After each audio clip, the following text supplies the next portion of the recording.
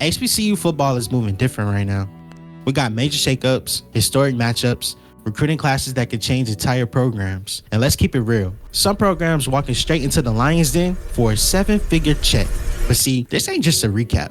We're breaking down the biggest moves, the biggest questions, and the biggest bags being secured in the world of HBCU football. So grab your drink and let's break it all down. The $1 million gamble. Let's start with the biggest paycheck of them all. Grambling State is heading into the Horseshoe to take on defending national champion Ohio State. And for their troubles, a cool $1 million payday. Now I get it. These money games keep HBCU athletic programs alive. But at what cost? Because let's be real, HBCUs haven't been losing these games. They've been getting mauled. CFB Nation key metric. Over the last 5 years, HBCUs have lost FBS matchups by an average of 55 plus points. And Grambling State ain't the only one in this situation. Prairie View A&M has to play Rice for $350,000, but Rice has lost to FCS teams in the past. Alabama State has to take on UAB for $345,000 bag.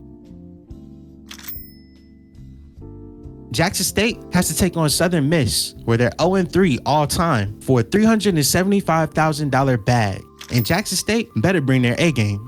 And University of Arkansas Pine Bluff has to take on Texas Tech for $575,000 in a projected blowout. CFB Nation key metric, $12.7 million gap. Other FCS programs like Mercer are securing $1.85 million per game in payouts. HBCUs, they're averaging just $500K. How long do you keep playing this game if the deck is stacked against you? The end of an era? For 35 years, the Southern Heritage Classic wasn't just a game. It was culture, the bands, the tailgates, the history. It was a movement. But now, it might be done for good. Tennessee State walked away. Jackson State left before they did. And Fred Jones, the man who built this event, tried to keep it alive, offering Tennessee State $400,000 per year for 5 years. And they never responded. That's wild. This classic has done so much for the city of Memphis. Now that economic boost is gone. Hotels, restaurants, vendors, small businesses, all missing out. CFB Nation key metric. The Southern Heritage Classic brings in $2.5 million every single year for the city of Memphis. At what point do we start asking, are these HBCU Classics being properly valued in the marketplace? North Carolina Central is playing in dynasty mode. North Carolina Central ain't just competing in the MEAC. They're building a machine. Check out these coaching hires. Michael Sewell, safeties coach. Coach Mike has Power 5 experience and he's built multiple top defenses. Charles Bankins, running back coach. Coach Charles has coached at Vanderbilt, Maryland, and in the NFL. Tim Cross, defensive line coach. Coach Cross has coached 56 NFL players. This one just feels different.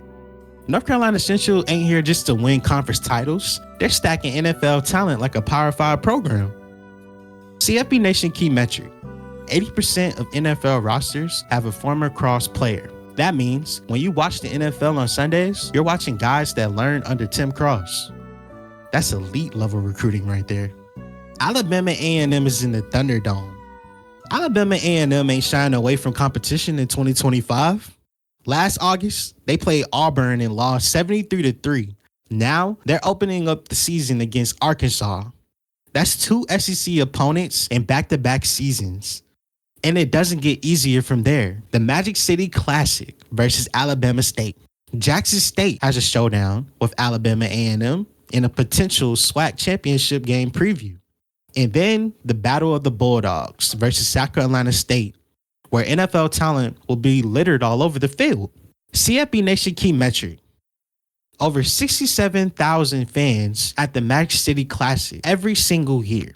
That's the biggest HBCU game of the year. This schedule, it's a gauntlet, but if Alabama A&M wants respect, this is where they earn it. Morgan State and Florida Memorial are making power moves. Morgan State, they just pulled in their best recruiting class in years. 29 new players, 10 from FBS schools. Quarterback, Raiden Oliver, a Rutgers transfer. Maryland and Temple transfers at wide receiver. And then You got Florida Memorial. They quietly had the second best offense in HBCU football last year. They're one of the most slept on teams in the country. CFB Nation key metric, 38 points per game. Mark my words, they're about to be a real problem.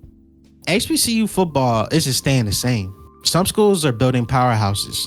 Some are fighting to keep their traditions alive. But one thing is for sure, this is a new era. Drop a comment and let me know who's making the biggest moves right now. Who's securing the biggest bag? Which coach is making the biggest acquisitions? HBCU football is on fire, and you know we'll be here to break it all down. Until next time, stay wavy. Check out dcfbnation.com for all your latest in the college football world.